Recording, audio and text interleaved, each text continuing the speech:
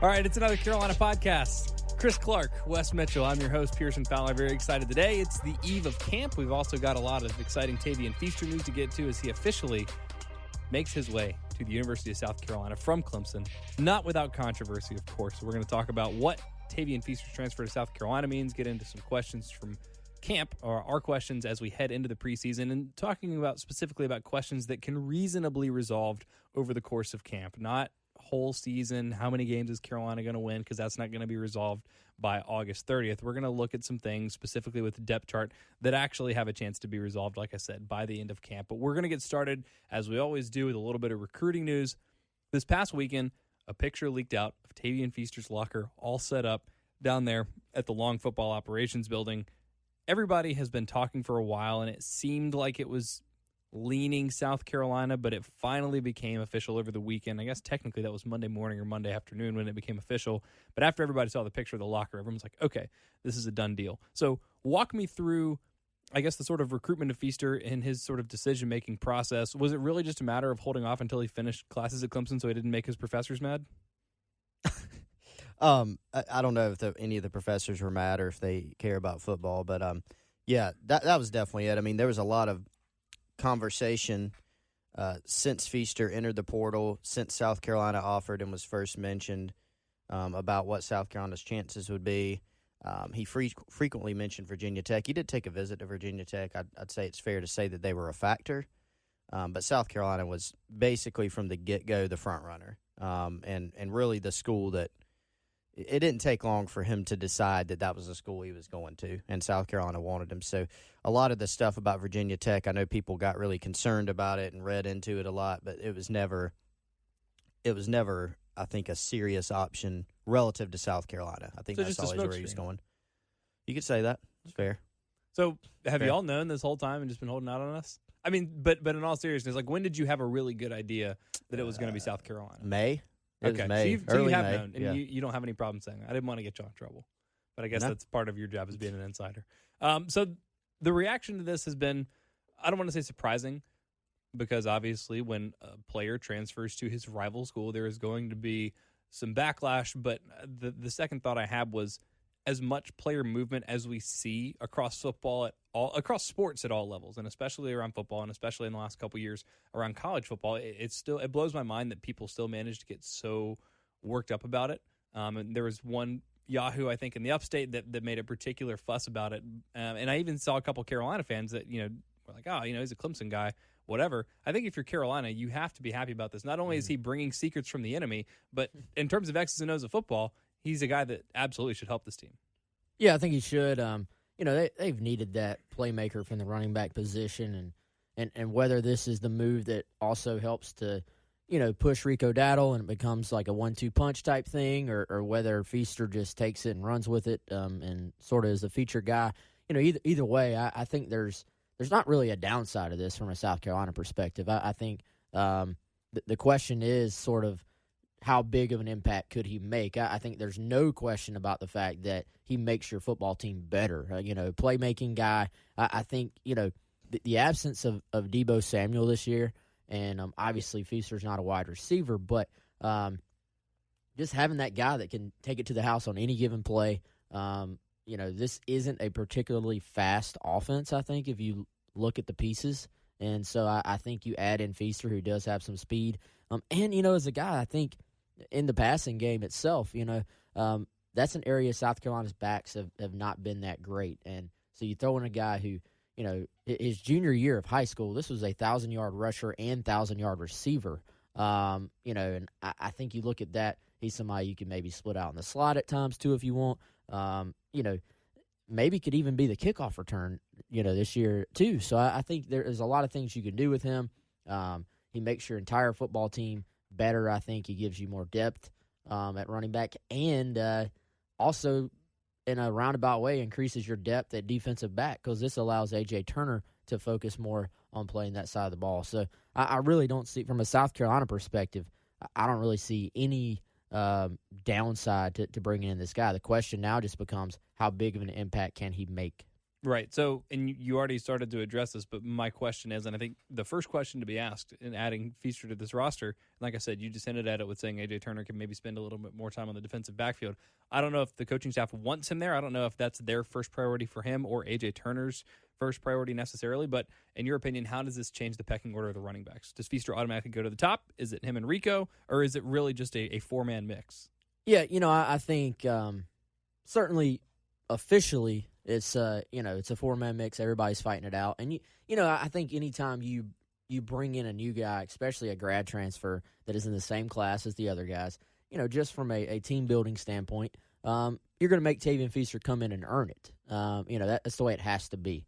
But I think as we sort of project ahead, if you look at the talent level of a guy like Tavien Feaster, I think at the very least he's fighting Rico Dowdle for carries and splitting them with a real chance to sort of be, the first guy. And on our message board, that's been a big discussion ever since Feaster, ever since the possibility even popped up has been, well, how does Tavien Feaster compare in ability to Rico Dowdle? And, I think the thing about Rico Dowdle is that we've seen the glimpses.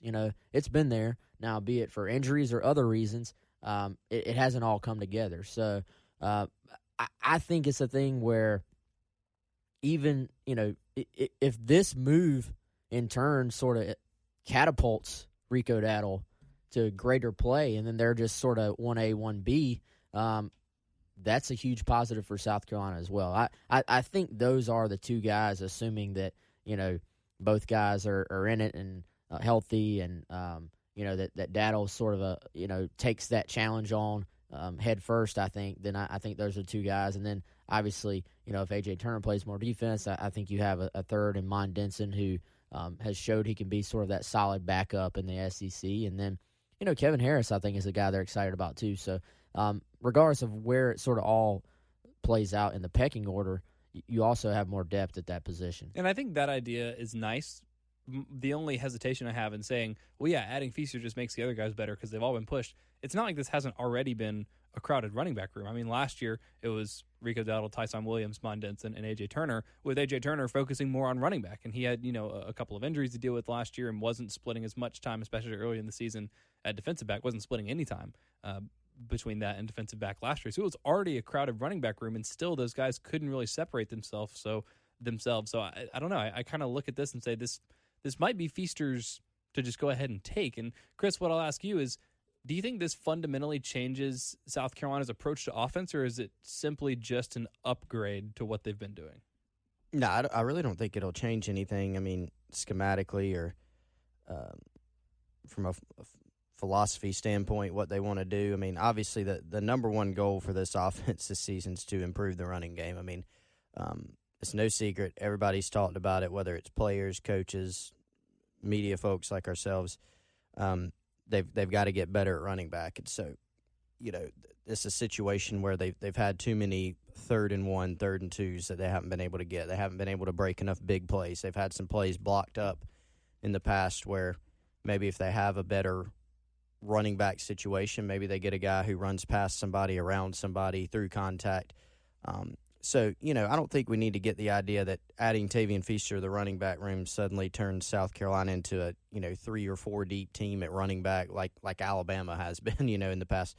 But I think it does help the team. I mean, South Carolina wanted to add a grad transfer running back. I remember we reported back in January that, obviously long-term they had to do something like getting a Marshawn Lloyd, for example. That doesn't change.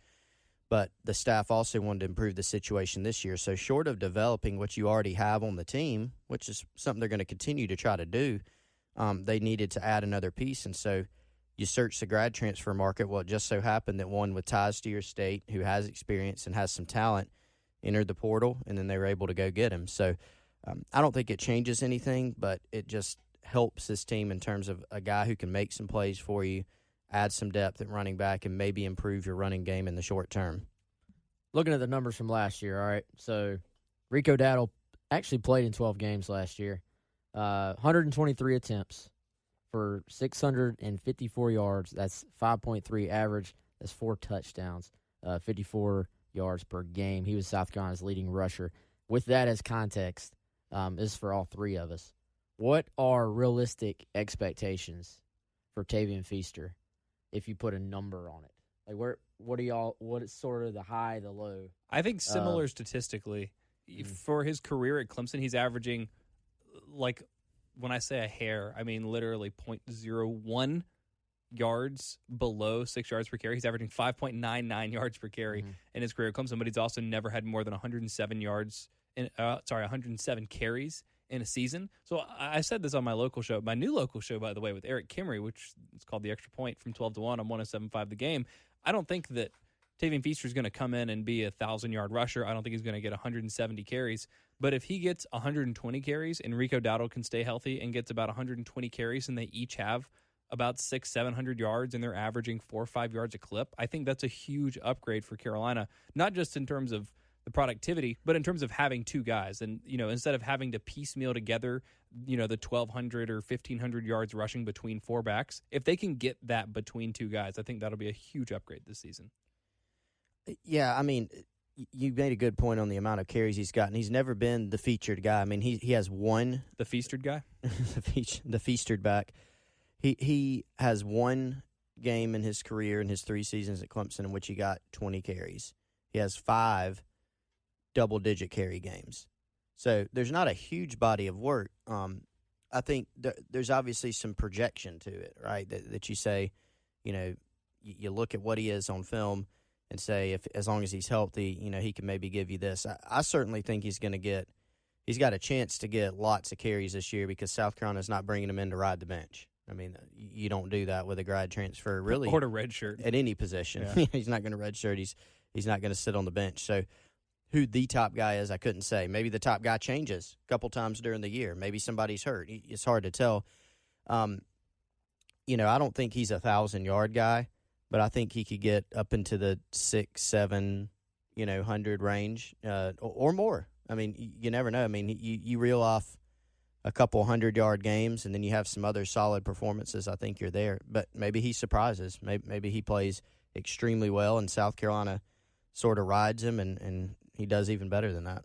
I think, and stats can be very misleading when you're talking about just an individual performance. But I think if he can push this number up to, like I said, Dowdle last year was 674.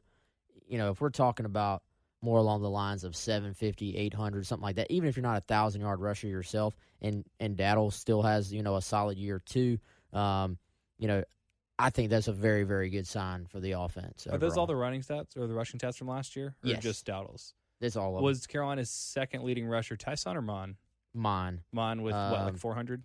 Yep, he had 86 carries. So the carry breakdown, which I think is also just as interesting as the yardage, you had 123 was Dowdle, 86 Denson, 70 Tyson Williams, 46 A.J. Turner. Yardage totals, as I said, 674 Rico, 444 Mon, 341 Tyson Williams, and 303 A.J. Turner. And I think, you look at the average, if, I think, what did they say last year, Chris, was 5.5 yards per carry. Where they wanted to get? Sort of the goal. Good question. And then it's a huge chunk of yards, though. Yeah, but if you take out the your overall rushing yardage, like if you take average, out Jake Bentley scrambling and getting a yard or things like that. Yeah. If you're just talking about your running backs and because your overall rushing average for a team gets bumped way down because sacks in college football. Yeah, you're right. It's 5.5 is what. So they're at 4.5 a carry right now. By this metric, but when they're talking about that, they're taking out sack yardage at USC. Yeah. So 4.5 is what they were last year, including sack yardage. Pro Football Focus probably has a more accurate. And also, I mean, there are a lot of things that muddy that number. A lot of the screens that they throw to the perimeter really quickly that end up counting as rushes because the ball technically goes backwards, and so it's a rushing attempt for Shi Smith or whatever. I think they count those as runs too. Pro Football Focus? No, I think Carolina. The screen game? Yeah, within their stuff. I think, but I know that Muschamp said that. He said that they're at 4.5 yards a carry, and he mentioned – now, you're right. He has said, hey, the screen game for us is an extension of the run, particularly when he's talking about it defensively. they count it as a run. Right. Now, it's, not statistically given that way, but I think the number on their perimeter screens offensively was like 4.8, so it's a little bit higher, but it's around that same range, and they want to, obviously, on both of those metrics, take it up a notch. Yeah, I think he gave a number. Here's what they want on screen game. Here's what they want defensively on screen game. And that's a completely different discussion, but I remember the goal for defensively on screen game being there was a pretty big distance between that and what they actually got last year, I think, right. Which is a completely different story. But, and again, I think the ability to focus on two guys, and again, a lot of this is contingent on Rico being healthy, which throughout the entirety of his career, we've seen that that's not really something that we can reasonably expect. But the theoretical possibility of just having two guys, I think we can expect both of those guys to be better if they're both getting 120, 130 carries this year, because I think something that Carolina has lost the last couple of years in alternating so many guys, and part of it's because of injury, part of it's because of inconsistent performance, is the ability for a running back to get into a rhythm, to get some confidence, and to really grow into games. When you're splitting 24 carries amongst four guys and they're each getting 6 carries per game, that's not as, I think that's objectively worse than if you have two guys getting 12 carries each. But we'll continue to monitor this, obviously. We'll have updates throughout the course of camp. Curious to see how quickly Feaster picks up the offense and how much of the offense he will have adjusted to by August 31st. And, we'll certainly keep you guys updated as we get any updates on that. I wanted to ask you one more question about the running back position and then and then segue into, I'm just talking about transfers and recruitment, and then segue into another commit for South Carolina. With the running back position, what does this mean for the young guys? Deshaun Fenwick, Kevin Harris. I don't know if they were going to factor into the mix this year had Tavien Feaster not arrived on campus, but this almost certainly diminishes their role because now there are 4 seniors ahead of those guys. Even if A.J. Turner spends most of his time in the defensive backfield, it's still 3 seniors in front of those guys. I think you look at Kevin Harris, and even with the seniors ahead of him, there's still an opportunity for a guy like him to step in there and play. I think he was, to me, getting considerably more buzz in the spring, than a Deshaun Fenwick was. I think Fenwick is working on some consistency issues there as far as like putting it all together. And, I think if a guy can play and a guy can help, like we talked about, it's not like this running back room was setting the world on fire. So if Kevin Harris is a notch above than some of the, the seniors, then he's going to still be able to play, but certainly it makes the path a little bit tougher, I think. So we'll see on those guys. We'll see if Fenwick can sort of take that step with another year under his belt and go from there. But if I told you that Rico and Feaster are 1 and 2, how surprised would you be if I told you that by the second week of October, Kevin Harris was the third running back off the bench over Mondenson? I wouldn't be surprised. I'm not going to predict it, but as far as if you were like, this happened, I'd be like, yeah, I could easily, see that happening. Very good.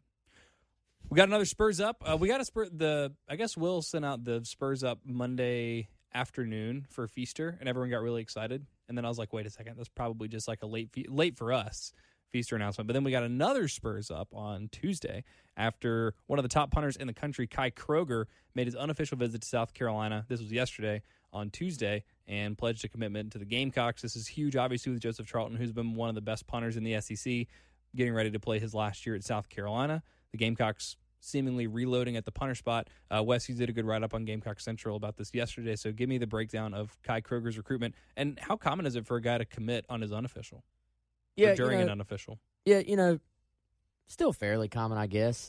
Every guy's different, but it was interesting. Kroger, he didn't waste any time. He just sort of put it out there and was done with it, and didn't want to wait and do a video or any of that stuff, I guess. But yeah, I like the pickup a lot. I think when he first got offered, I think everybody was like, oh wow, they're offering a punter. You're gonna eventually spend a scholarship on a punter anyway, more than likely, whether it's you bring in a bunch of preferred walk-ons and then the guy wins it and you offer him his scholarship then, or you just go ahead and offer out of high school. Cole's Kicking, which is like the premier organization that has these kicking camps and actually ranks all the kickers. They have him as the number 2 punter in the country. So you're talking about a guy that I think absolutely comes in and starts next year. Joseph is gone. He's been an all-SEC guy for South Carolina, and that's a need in this class. So you go ahead and take care of that. And I think punters are much easier to project than like kickers. You see schools are very hesitant to offer scholarships to kickers out of high school because it's such a mentally focused position as far as the evaluation there. It's all about mental makeup and mindset and stuff like that to be a place kicker. I think punter, pretty easy evaluation. If the guy can boom it, he can boom it. This kid's already got a great leg. He's got a big frame, 6'2", 6'3". You can add weight, which probably means, he's getting more depth on his punts at a future date. So, I think it's a pretty good pickup. Go ahead and knock that out. You sort of check it off the box. And if you're South Carolina, anywhere you can find an advantage maybe over the opponent, even if it's in hidden field position, that's a good thing. And the kid's a lefty, which I love. Yeah, and it's a huge underrated part of the game, and it's not sexy, and no one's going to be that excited for a punter, but it is a really important part, especially when you're Carolina and you're still sort of operating in the margins. For Alabama and for Clemson and for Georgia, maybe it doesn't matter as much, but when you're a Texas A&M team and you're trying to get over the hump, having somebody like Braden Mann that can flip field position, that can swing the momentum of a game, can be huge. And I'm also encouraged when I hear you say that punters are easier to project than kickers, because I always think about Roberto Aguayo, that would the Bucs spend on him like a second-round pick, or it was a second or third-round pick, and then cut him like 2 years later, which is ridiculous. So hopefully something more sure thing for Carolina. But there you go. There's the Spurs Up for this week. Have some more recruiting stuff, although we're back in a dead period, so probably won't be a ton of noise in the meantime. But it's a dead period because fall camp's about to start. And by fall camp, I mean summer camp. But they call it fall camp. Let's just call it camp. We should really talk about that. We should talk about it. All Gamecock Central podcasts are recorded with Anchor, which is the easiest way to make a podcast. Anchor gives you everything you need in one place, and you can use it right from your phone or computer, and it's absolutely free. The Anchor creation tools will allow you to record and edit your podcast right there on the app so that it sounds great. Then they'll distribute your podcast for you so it can be heard everywhere, like Spotify, Apple Podcasts, and Google Podcasts, plus many more.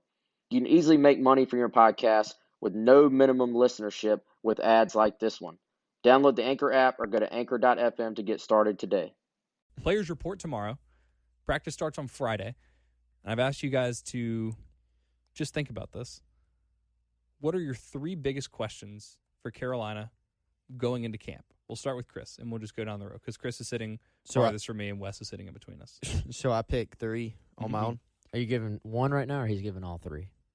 We'll go one. Oh, okay. So I think we're going to have to come up with some, well, I have 3 and if then we Wes have will come up. shared, if we have shared ones, we can shared, discuss them at the same time. Mine would be, I have several. Mine Mine would actually be how is running back going to shake out? How is very original, very Chris. original. No, that's a legit question. How is Tavien Feaster going to?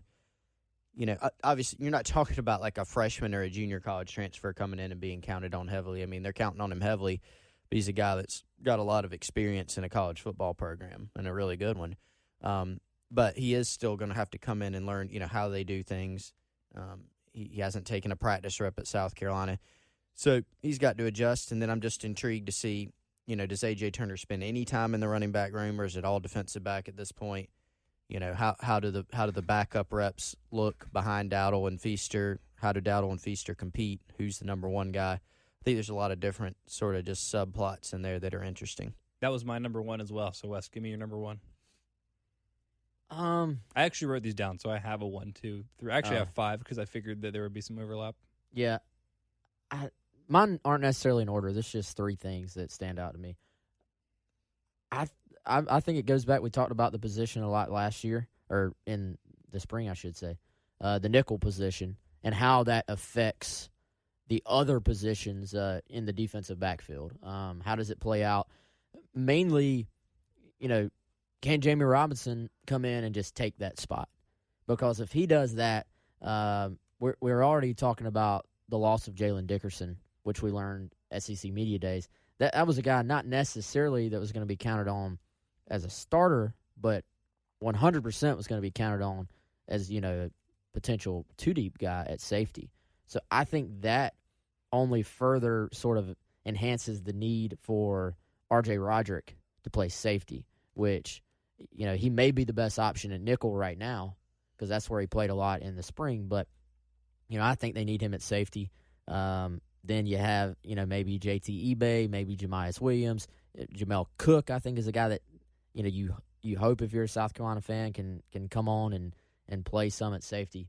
But if Jamie Robinson can just come in, be that 4-star guy that he was in high school, and take the nickel position, then that lets all the other pieces fall into place. You almost said feces.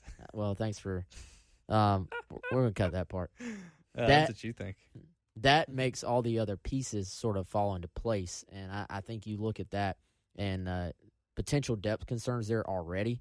That would at least help alleviate a little bit of that. So my number 1 was also the running back position. I'll go ahead and start with my number 2 since it's related to yours. I'm curious which young players in the defensive backfield are going to be ready to contribute right away. Because as you're talking about, I think there is a good feeling about the starting group back there, the starting group in the secondary, and there's a lot of questions about who's backing those guys up because J.C. Horn's back up at a couple positions. A.J. Turner, who's also a running back, as we've mentioned a couple times now, is a backup at a couple of those positions. And, of course, as you mentioned, with Jalen Dickerson being out, it's not like he was someone that was necessarily projected to play 60 snaps a game, but was a body back there, someone that had been around the program, someone that knew where to be, that at least wasn't going to be, in the wrong place on given plays. But I'm looking at, you mentioned Jamie Robinson. I'm looking at Cam Smith, Shiloh Sanders, my new personal favorite all-time player, Johnny Dixon. Which one of those guys is going to be able to come into camp and make an impact early and find themselves in the 2-deep? I mean, there's a good chance that at least a couple of those guys, just because of how few bodies there are, could end up in the 2-deep before the season. But I'm looking at those 4 guys trying to see who's ready to contribute right away. Chris, what's your number 2? Offensive line, namely the center position. Right guard is also another interesting one where it's, Javon Gwynn is, maybe you give him an edge right now at that one. But battling, Eric Douglas is a guy there. Jordan Rhodes can play there. But on the preseason depth chart, if that was any indication, Javon Gwynn and Eric Douglas in there. Gwynn, of course, played a little bit last season before he went down season-ending foot surgery, I believe, if I'm recalling correctly. And then Eric Douglas has been in the program a little while, really someone who could play just about any position. I mean, he's worked at, I think, all of them at some point or another during practice. Is sort of a swing player, has a little bit more experience in the program, not really game experience.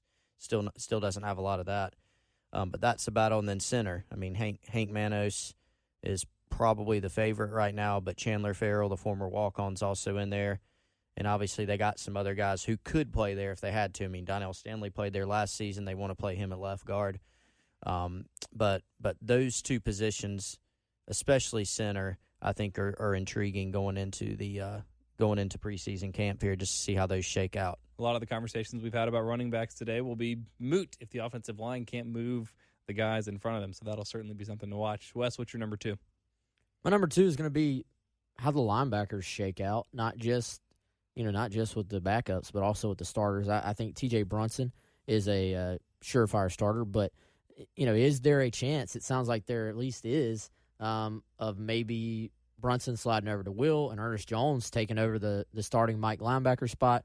Shirai Green fighting for the starting Will spot. I think they need more consistency out of him. I think he'd probably be the first to tell you that. So how does that play out? That's something obviously will continue over into the season, but I think getting those consistent positive reps from those guys, and Brunson's going to be a starter somewhere, but even though they're not even playing the same position, it feels almost like Ernest Jones and Shirai Green, one of them is going to have to sort of outplay the other one to be a starter, and that one really wouldn't surprise me if it went either way. Even though Shirai Green's the returning starter, I could see it playing out both ways. My last question. And like I said, I have a couple here. I'm going to pick the one that I think y'all are least likely to pick because y'all give your third questions. I'm curious to see how close the backup quarterback battle is. Will Muschamp said that by the second scrimmage, so around like August 15th, 17th, somewhere around there, he would like to have the clear-cut number 1, number 2, and number 3 quarterbacks. And we won't know. It's not like Will Muschamp is going to come into a press conference and be like, man, DeCarrion just blew Ryan Helinski away. He's a year away. It's not even close. But in reading between the lines and the little bits of snippets that y'all and we will get from practice, I'm curious to see how close of a battle it really is. Because I think in terms of style of play, and this isn't a hot take or anything, but in terms of style of play, Ryan Helinski's a lot closer to Jake Bentley, probably a little bit closer to what Brian McClendon has done at Carolina in the last 18 months. But DeCarrion Joyner, clearly a talent, someone that they want to utilize. I'm curious to see just in terms of the true second quarterback and not who's going to come in for sub packages and who's going to play Jalen Hurts, the way that Alabama used 2 quarterbacks last year. I'm very curious to see if we will be able to glean which quarterback is really the clear-cut second guy and how close it actually is by the end of camp. So I'm on number 3. Depth at linebacker is what I'm curious about. T.J. Brunson, Sherrod Green can play Will.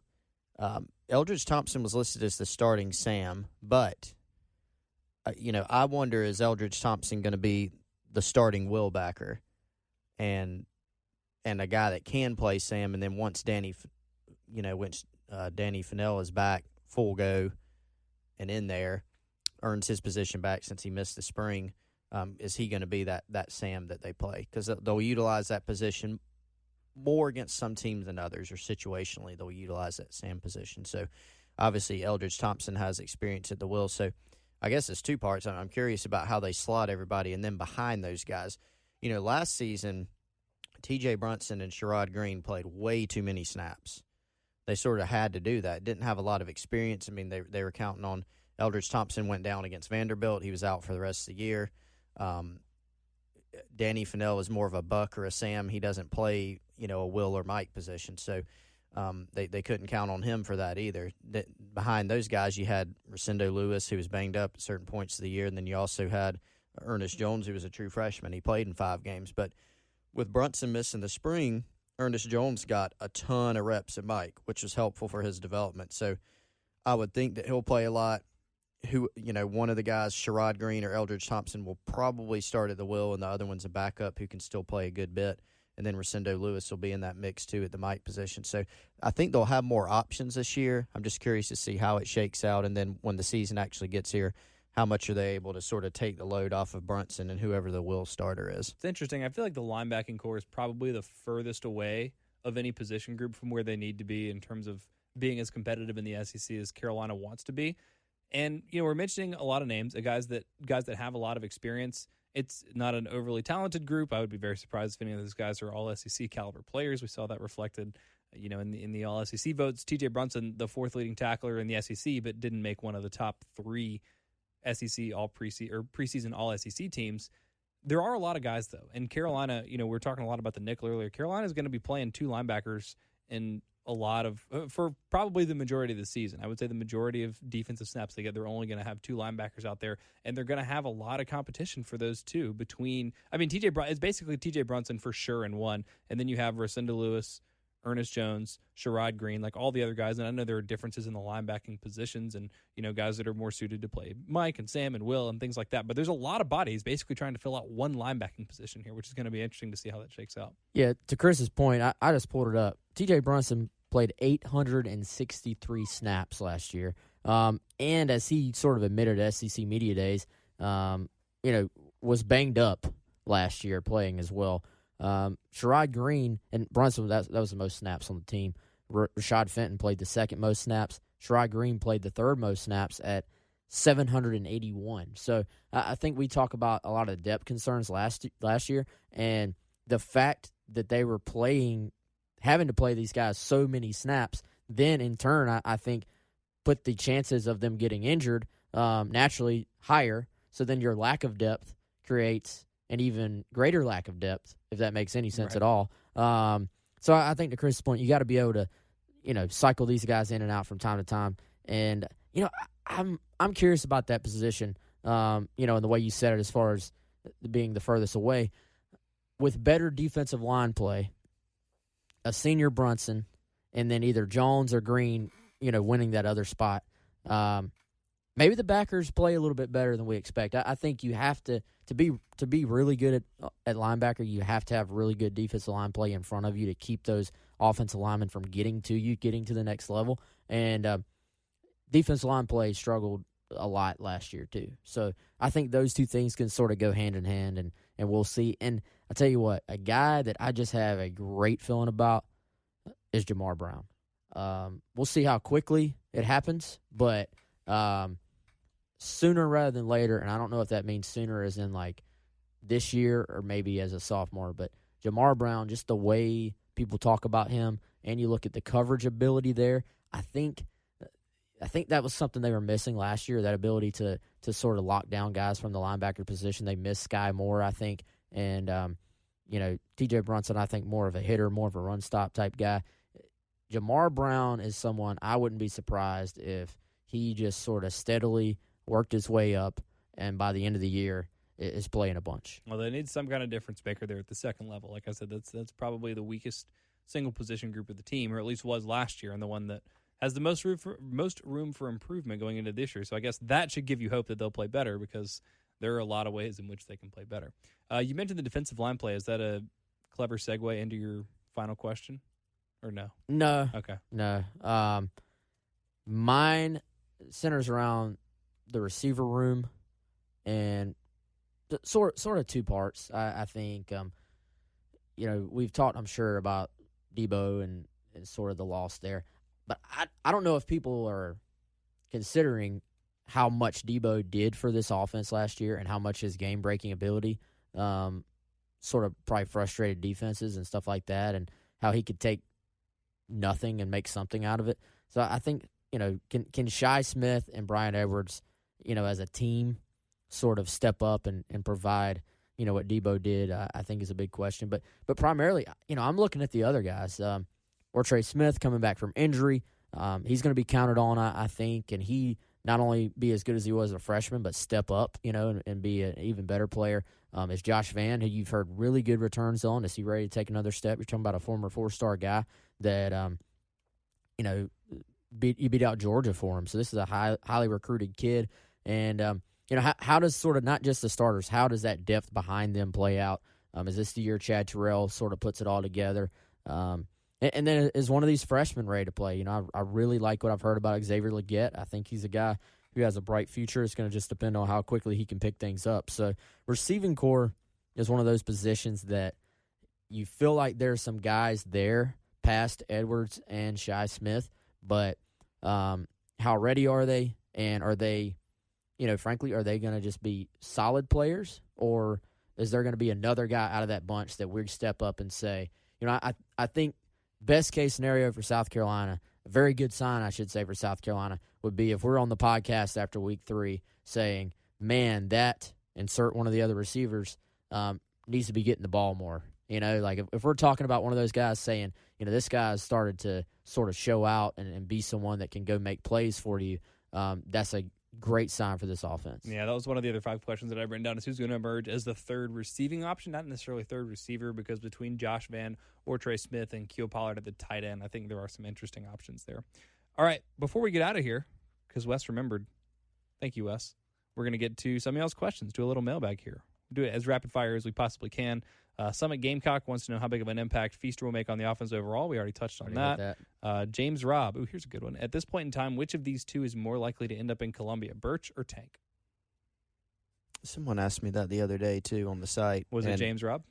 It was not. And now I'm wondering if my answer will be the same as it was the other day. Man, that's a tough one. That's hard, dude. Yeah, the other thing that changed when I was asked that question previously, I was still under the impression that Tank was probably going to decide this summer, because it was several days ago, and Tank has since said, after his last visit to Auburn, that he's probably waiting until December too. I think Birch is going to take a while to resolve, and same deal with Tank. Tank's going to be December now, and man, it just depends so much.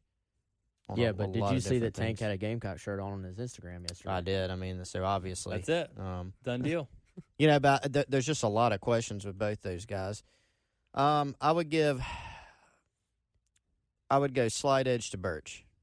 All right. We got him to commit. Slide edge to Birch.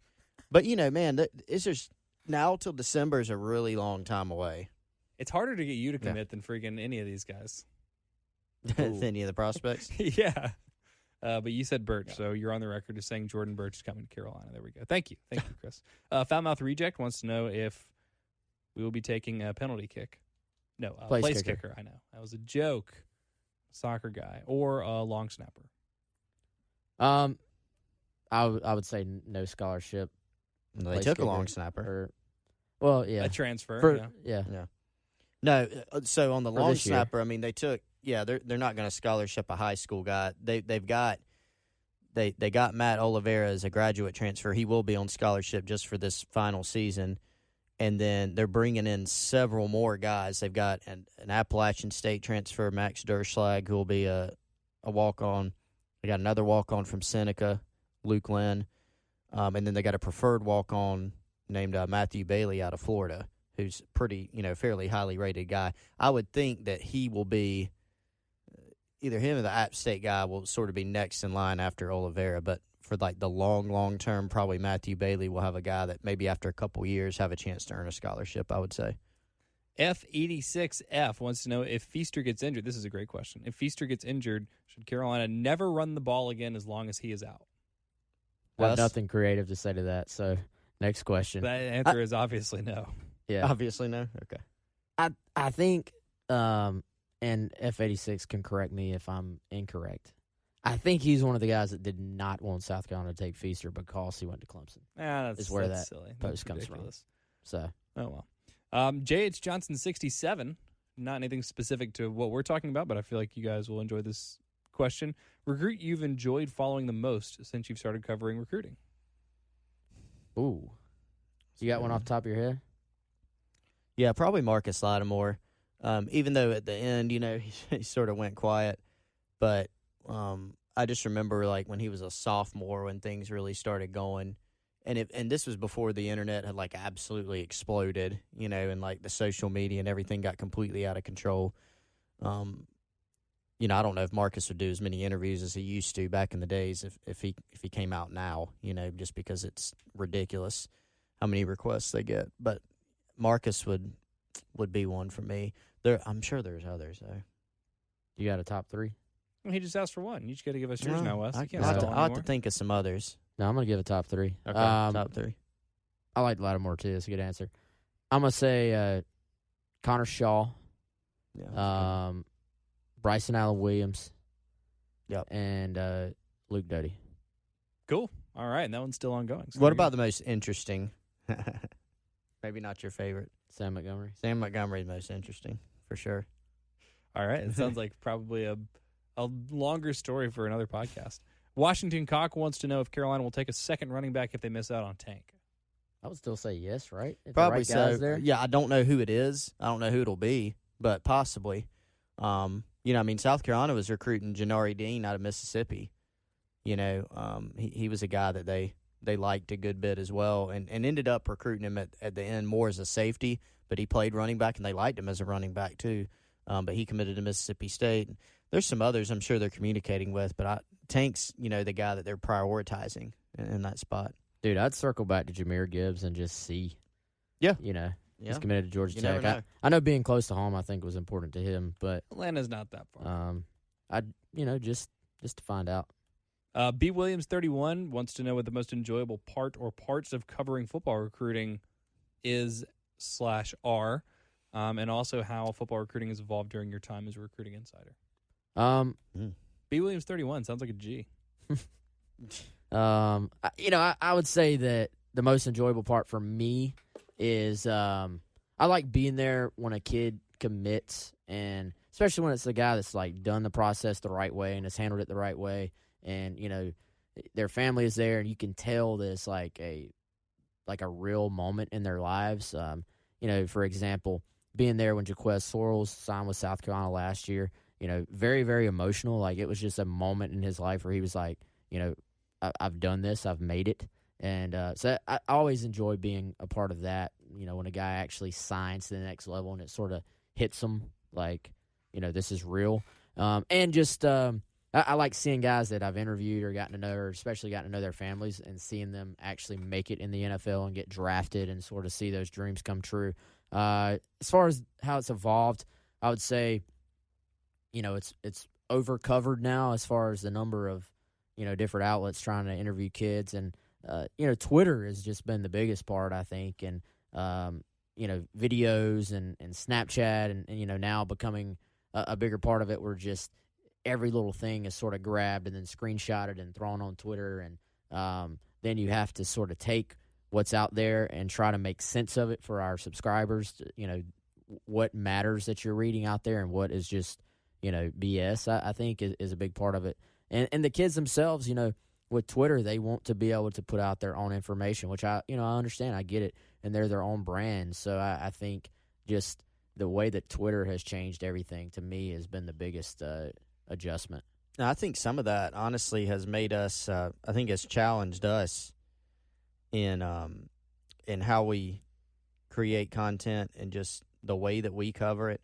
It's not good enough just to have, 10 years ago, we could interview a prospect on the phone and maybe be the only outlet that had it. Maybe not.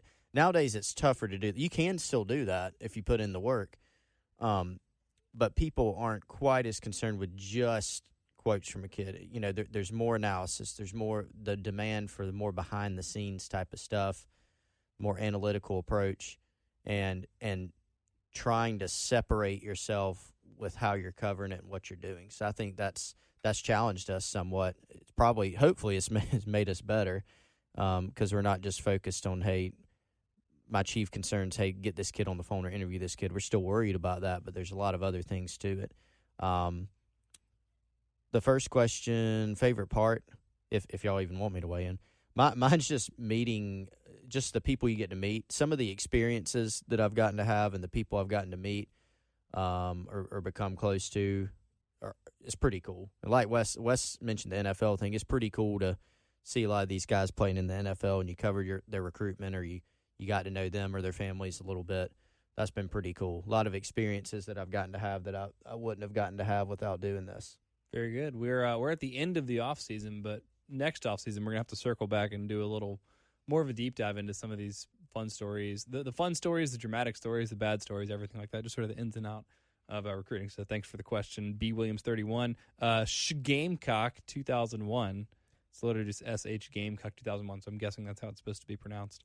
Could there be a recruiting backlash against Georgia for the way they slow played and tried to manipulate Tank? I'm going to assume that Gamecock is not talking about anything legal, but just in terms of the perception of Georgia and maybe just in the case of Tank. Do you think that rubs him the wrong way at all?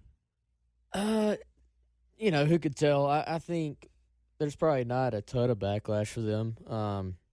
They tend, it's Georgia. They tend to be able to get away with that, I think, in the state because kids dream of playing at Georgia. I mean, it is what it is. We'll see if ultimately, and I think manipulate is a strong word there. They're just trying to fill their needs with the best players possible.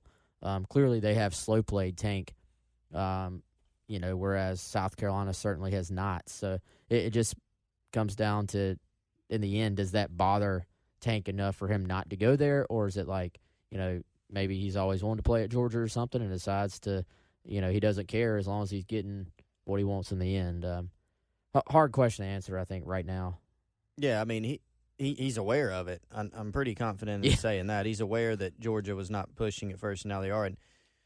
And look, I know what Tank has said about it, and I know, and his thoughts have probably evolved on it, if I had to guess, about the whole 2 running back thing. Things changed with South Carolina when Marshawn Lloyd committed. I mean, there's no doubt about it. For whatever reason, opened the door for other people and Auburn and Georgia, and they were able to capitalize on that a little bit and make it tougher on South Carolina. But, things changed at that point. He like many top backs, had the idea of going to a school and being the guy, and so maybe that makes you hesitate a little bit. Certainly, I say that to relate the fact that Georgia, if they've recruited, now they've recruited Kendall Milton. He knows about that. May still end up going to Georgia. South Carolina has Marshawn Lloyd. But for a guy who's a big-time prospect, to be sort of strung along a little bit and not prioritized at first, it does have some kind of effect. A little bit. It has an effect. But like Wes said, Georgia doesn't always, they can get away with those things a little bit more. We've seen a lot of examples of that in the past with guys that even some guys South Carolina's recruited and even had committed that Georgia was able to get back in on because they were in-state guys or had a lot of ties. Last question real quick, and then we'll wrap up. DC Day wants to know if you see Birch and Grimes as bucks or a more traditional defensive end. I think they're both recruited as bucks, but I wouldn't I wouldn't sort of lock them into that position. I think both of them have the frame, the ability to, add the strength. I think at that point it's about, if you get one or both of those guys, it's really about getting the best players on your field. If both those guys are at South Carolina and, you want to get them both on the field, I think you throw one of them in at the buck position and one of them in at the sort of traditional defensive end spot, and you go to work. So I don't lock recruits in, to certain spots like that. And definitely those guys are so good, so talented, so athletic. They could do about anything you ask them to do up front, I think. Well, thanks, everyone, for all the questions. We'll try to remember to keep posting these threads before podcasts because it's fun to get feedback from y'all. And if you listen to the podcast and you don't necessarily subscribe to Gamecock Central, now is a great time to become an insider as we get into practice. We all know Will Muschamp, famously tight-lipped, hard to get information, and what we do get, you want to make sure that you guys get as well. So if you want to be a free subscriber for the month of August for the entirety of camp, just use the exclusive podcast code GCPOD. That'll get you a month of insider access on Gamecock Central for free. And if you want to keep listening to the podcast, you want us to keep doing it. If you want to support the podcast, just rate, review, subscribe, share with your friends. That's all you have to do. That's super easy. We know that you all can do that, so we would really appreciate that. Also want to encourage you guys, it's posted on Gamecock Central. It's also on the 107.5 The Game website to check out my podcast. It's an oral history on the 1984 football team. Part 1 came out last Friday. Part 2 is coming out this coming Friday. I've gotten a lot of positive feedback to it, including people saying, hey, I wasn't super interested in this, didn't know a whole lot about it, but it's actually kind of an interesting story. And, maybe not that y'all need help getting excited for football season, but it's a really cool story. I'm not in it at all. All I did was assemble pieces of interviews from players and coaches that played on that team, and it's really, really cool to hear their insights. It's funny, it's heartbreaking, it's hopeful, it's a lot of good things, so I'd encourage you all to check that out. And again, part 2 coming on Friday. So thanks so much for listening. We'll be back next week after football practice has actually started, after football players put on pads. We might have some football to talk about, so y'all have a good week. We'll see you next time.